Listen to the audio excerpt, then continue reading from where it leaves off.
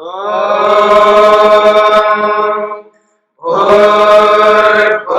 स्वः तत्सवितुर्वरेण्यं भर्गो देवस्य धीमहि धियो यो नः प्रचोदयात्।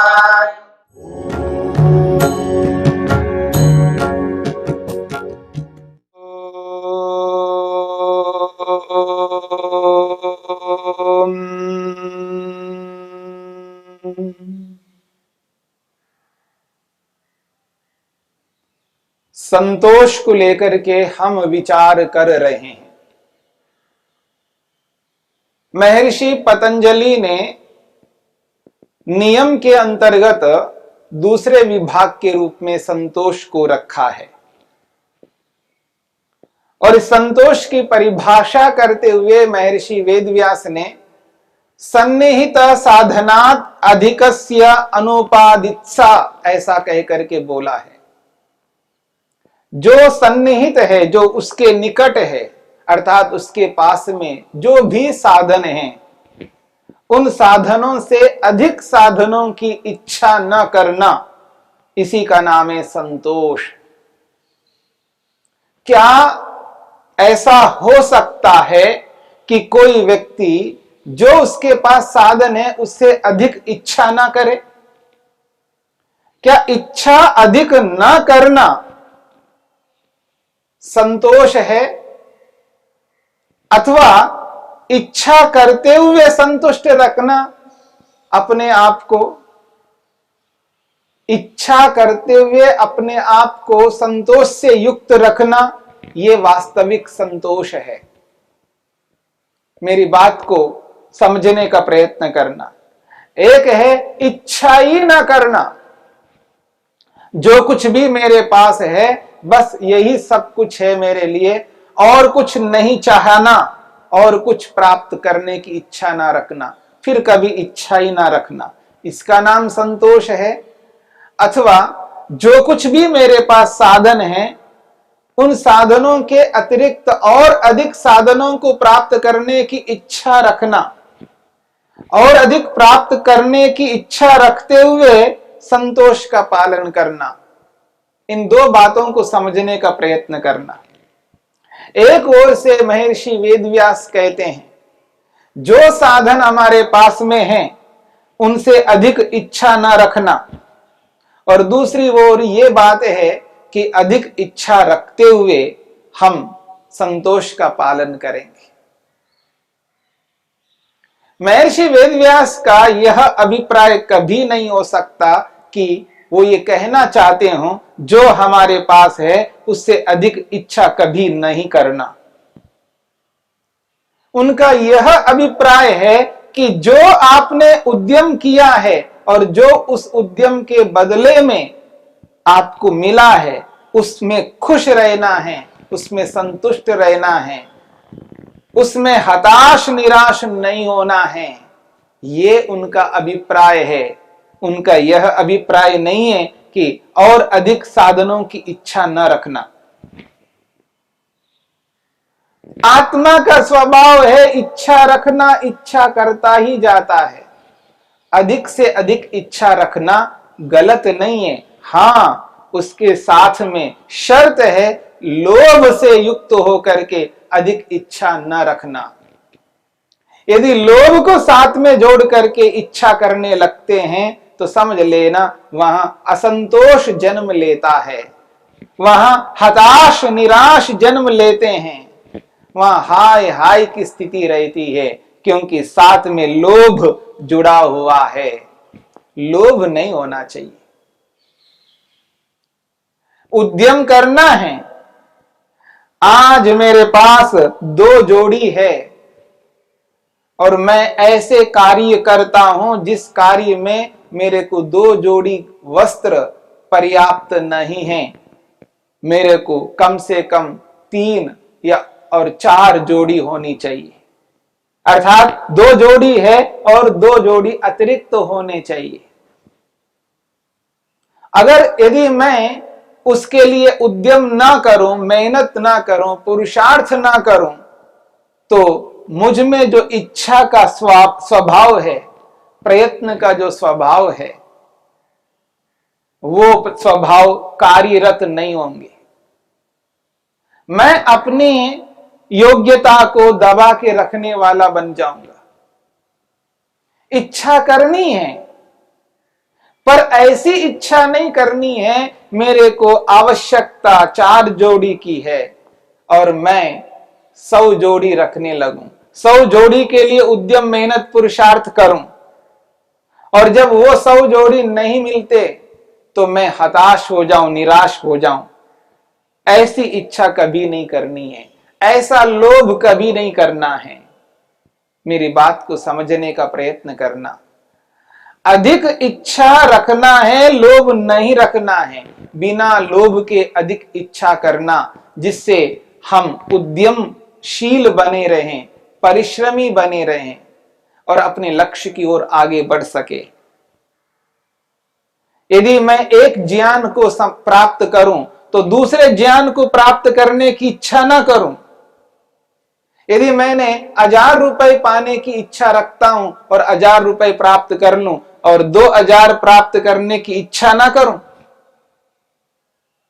इच्छा तो करनी है, पर उस इच्छा के साथ में लोभ यदि जुड़ जाता है तो वो इच्छा नहीं रहती है, उसका नाम तृष्णा बन जाती है।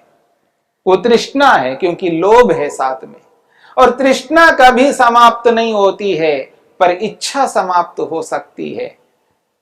जब मेरी आवश्यकता की पूर्ति हो रही है और मेरे को नहीं चाहिए, क्योंकि लोभ नहीं है, तो इच्छा की पूर्ति हो जाती है, तो व्यक्ति संतुष्ट होकर के आगे बढ़ता है और उसके द्वारा करने योग्य अन्य पवित्र कार्य है उनमें लगा रहता है। यदि लोभ को साथ में जोड़ता है, यदि धन के पाने के लिए व्यक्ति इच्छा को लेता है, इच्छा को अपनाता है, मेरे को धन प्राप्त करना है, और उस धन प्राप्त करने की इच्छा के साथ में लोभ को जोड़ ले, तो उसकी इच्छा कभी पूरी नहीं होती है। उसको कितना ही धन प्राप्त हो जाए तो भी लोभ के कारण से उसकी तृष्णा बनी रहती है, उसकी इच्छा की पूर्ति नहीं होती है। हमें इच्छा की पूर्ति करनी है और इच्छा की पूर्ति लोभ से कभी नहीं हो सकती है। इसलिए जहां लोभ से इच्छा की पूर्ति नहीं होती है, वहां तृष्णा का जन्म हो जाता है, और जब तृष्णा का जन्म हो जाए तो व्यक्ति कभी भी संतुष्ट नहीं रह सकता, वो हताश निराश हो जाता है। इसलिए तृष्णा को जीवन में स्थान नहीं देना, लोभ को स्थान नहीं देना है। हाँ, इच्छा करनी है, विद्या पूर्वक इच्छा करनी है, विवेक पूर्वक इच्छा करनी है। जहां विद्या विवेक है तो वहां जो इच्छा होगी वो नियंत्रित होगी, आवश्यकता के अनुरूप होगी, वहीं पर जीवन में संतोष होगा।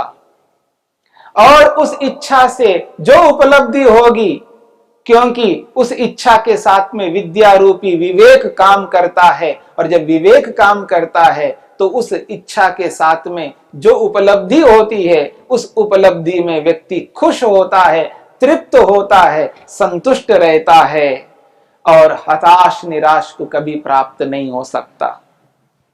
इसलिए इस बात को समझने की चेष्टा करनी है। इसलिए इच्छा को रखते हुए भी वहां पर विवेक को साथ में जोड़ना है। यदि विवेक को साथ में नहीं जोड़ते हैं तो लोभ जुड़ जाता है, और जहां जिस इच्छा में लोभ जुड़ जाता हो वहां समझ लेना संतोष कभी नहीं मिल पाएगा। आज व्यक्ति के जीवन में लोभ जुड़ गया है, विवेक नहीं जुड़ा, इसलिए हताश निराश होता है। उसने उद्यम किया है 10% का, और जब उस उद्यम के पश्चात उसको जो उपलब्धि मिलती है वो उपलब्धि 10% की ही मिलेगी, लेकिन वो उपलब्धि को 100% चाहता है, और जब वो 100% नहीं मिलता है तो हताश होता है, निराश होता है, हाय हाय करने लगता है, अपने आप को कोसने लगता है, और जिन जिन के माध्यम से उपलब्धि मिल रही है या मिली है उन लोगों को, उन माध्यमों को कोसने लगता है और सबके प्रति द्वेष उत्पन्न कर लेता है। और स्वयं को हानि पहुंचाता है, दूसरों को भी हानि पहुंचा देता है। इसलिए इच्छा के साथ में लोभ कभी नहीं जोड़ना है, इच्छा के साथ में विवेक रूपी विद्या को जोड़ना है, जिससे व्यक्ति उचित दिशा में उद्यम मेहनत करता हुआ अपने लक्ष्य तक पहुंच सके। और यहां पर जो संतोष का पालन करने की बात की जा रही है, संतोष का पालन करना है, यहां पर तुष्टि दोष को प्राप्त नहीं होना। तुष्टि दोष का अभिप्राय है कि व्यक्ति जो उसके पास में जैसी योग्यता है, जैसी शक्ति सामर्थ्य है, जैसा ज्ञान है, जैसे साधन है, बस उसी में वो खुश रहता है, उन साधनों को बढ़ाने की चेष्टा नहीं करता, उस योग्यता को बढ़ाने की चेष्टा नहीं करता है, तो समझ लेना वो तुष्टि दोष को प्राप्त हुआ व्यक्ति है। इसलिए वो उद्यम नहीं करता आगे के लिए। यदि कोई ये समझे कि मेरे पास 1000 रुपए है, बस मैं इसी में खुश हूं, बस इतना ही चाहिए, मेरे को और नहीं चाहिए, अगर ऐसा व्यक्ति करे तो व्यक्ति जी नहीं पाएगा इस संसार में और अपने लक्ष्य तक नहीं पहुंच पाएगा। लक्ष्य पैसा नहीं है। 1000 है तो 2000 प्राप्त करना उसका लक्ष्य नहीं है, लाख रुपए प्राप्त करना उसका लक्ष्य नहीं है, करोड़ उसका लक्ष्य नहीं है, अरब उसका लक्ष्य नहीं है, खरब उसका लक्ष्य नहीं है। उसका लक्ष्य तो आत्मा परमात्मा है। आत्मा परमात्मा को पाने के लिए 1000 के स्थान पे 2000 प्राप्त करने के लिए उसे मेहनत उद्यम करना पड़े तो करना है।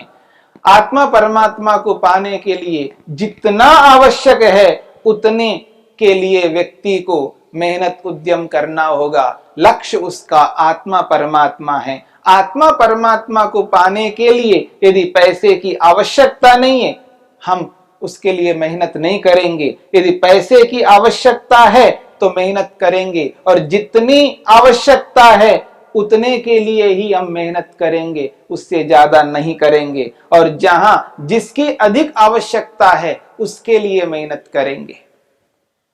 मेहनत उद्यम पुरुषार्थ को छोड़ नहीं सकते। संतोष का ये अभिप्राय कभी नहीं हो सकता। जो योग्यता है उसी योग्यता में खुश रहना और अधिक योग्यता को प्राप्त करने की इच्छा नहीं रखना, इसका नाम संतोष नहीं है, इसको तुष्टि दोष कहते हैं।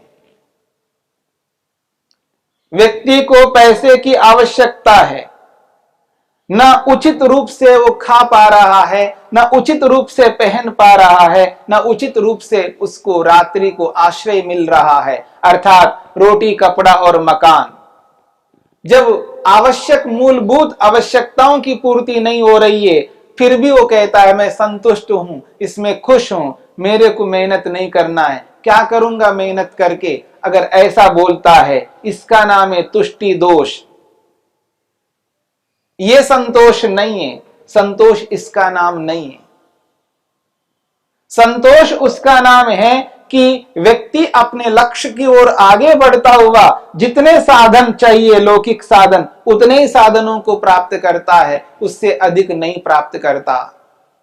पैसे की आवश्यकता पड़ती है, पर व्यक्ति मुख्य लक्ष्य को त्याग कर दे, केवल पैसे को ही लक्ष्य बना करके चले और पैसे को ही उद्देश्य बना करके अपने सारे जीवन को पैसे में लगा दे, सारी योग्यता को, सारी शक्ति सामर्थ्य को, सारे साधनों को केवल पैसे को पाने में ही लगा दे, तो वह व्यक्ति कभी संतुष्ट नहीं हो सकता, कभी संतोष को प्राप्त नहीं हो सकता। क्योंकि धरती की सारी संपत्ति उसको दे दिया जाए तो भी व्यक्ति खुश नहीं हो सकता।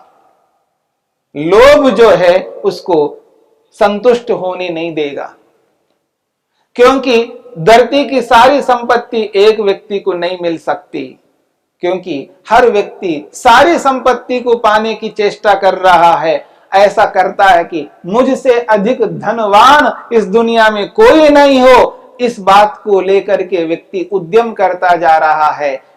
क्योंकि एक व्यक्ति नहीं है ऐसा उद्यम करने वाला, न जाने कितने लोग हैं ऐसे उद्यम करने वाले, सब लोग यही सोचे मुझसे अधिक धनवान कोई ना हो, उसके लिए मेहनत करे। ऐसा जो मेहनत है ये हानिकारक है, क्योंकि ये धन लक्ष्य नहीं है, लक्ष्य तो आत्मा परमात्मा है। आत्मा परमात्मा के लिए यदि मेहनत करते हुए जितना धन चाहिए उतने धन के लिए ही मेहनत करेगा, क्योंकि केवल धन ही उसके सामने साधन नहीं है, उसके सामने न जाने कितने साधन हैं। समस्त साधनों को अपनाना है, 1 2 3 4 साधनों को अपनाने के लिए व्यक्ति को नहीं जीना है। आज व्यक्ति 2-4 साधनों के लिए जी रहा है, कोई केवल पैसे के लिए जी रहा है, केवल जमीन के लिए जी रहा है, कोई किसी एक के लिए जी रहा है, एकांगी जीवन को बिता रहा है। इसलिए वो नाखुश रहते हैं, असंतोष को अपने जीवन में स्थान देते हैं। और कुछ ऐसे होते हैं, उन लोगों को देख करके जो एकांगी जीवन में जीने वाले लोग हैं, उनको देख करके कुछ ऐसे भी लोग हैं धरती पर, वो ये सोचते हैं देखिए वो लोग कहां पा सके हैं, वो इतना धन होते हुए भी वो दुखी है, इसलिए मेरे को धन ही नहीं चाहिए। वो हाथ पर हाथ धर करके बैठ जाता है, निठल्ला रह जाता है, उद्यम मेहनत पुरुषार्थ नहीं करता, वो तुष्टि दोष को प्राप्त होता है। इसलिए दोनों ही अनुचित विचार है, इसलिए दोनों ही विचारों को मन से निकाल देना है। केवल किसी 1 2 3 4 साधनों के लिए जीवन को नहीं लगाना है, और ऐसा तुष्टि दोष को भी प्राप्त नहीं होना है। जितने साधन अपने लक्ष्य को पूरा करने के लिए आवश्यक है, उतने साधनों को अपनाते हुए और लक्ष्य के लिए अधिक से अधिक मेहनत करना है। इसी का नाम संतोष है। इसलिए किसी कवि ने स्पष्ट कहा है, सर्वा संपत्तयः तस्य संतुष्टम यस्य मानसम। कवि कहते हैं सर्वा संपत्तयः तस्य, दुनिया की सारी संपत्तियां उसी की है मानो। क्यों? संतुष्टम यस्य मानसम, क्योंकि जिसका मन संतुष्ट है, जिसका मन खुश है, जिसका मन प्रसन्न है, जिसका मन प्रसन्न है, तो मान लीजिएगा दुनिया की सारी संपत्तियां उसी की है। बस मन को प्रसन्न रखना है, मन को शांत रखना है, मन को तृप्त रखना है, मन को निर्भीक रखना है, मन को स्वतंत्र रखना है, तो समझ लेना उससे बढ़कर और धनिक नहीं हो सकता, उससे बढ़कर और अधिक योग्य नहीं हो सकता। सर्वा संपत्तयः तस्य संतुष्टम यस्य मानसम, सारी संपत्तियां उसी की मानी जाती है जिसका मन संतुष्ट है, जिसका मन प्रसन्न है। ये वास्तविकता है। इसलिए संतोष का पालन करना मनुष्य के लिए अत्यंत लाभकारी है। इस संतोष के पालन से ही व्यक्ति अपने लक्ष्य तक आगे बढ़ सकता है। संतोष की सीढ़ी पर चढ़ करके ही व्यक्ति अपने लक्ष्य को हस्तगत कर सकता है। बिना संतोष के व्यक्ति योग में गति नहीं कर सकता है। इसलिए संतोष को समझना है और तुष्टि को भी समझना है, पुरुषार्थ को भी समझना है और अधिक पाने की इच्छा को भी समझना है। इन सब का संतुलन करते हुए व्यक्ति संतोष का पालन करता हुआ एक दिन अपने लक्ष्य को अपना ही लेता है।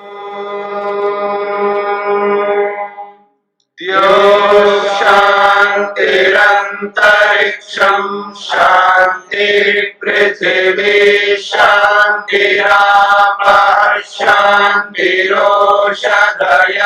शांतिः वनस्पतयः शांतिर्विश्वे देवाः शांतिर्ब्रह्म शांति सर्वं शांति शांतिरेव शांति क्षमा शांतिरेधि। ओम शांति शांति शांति।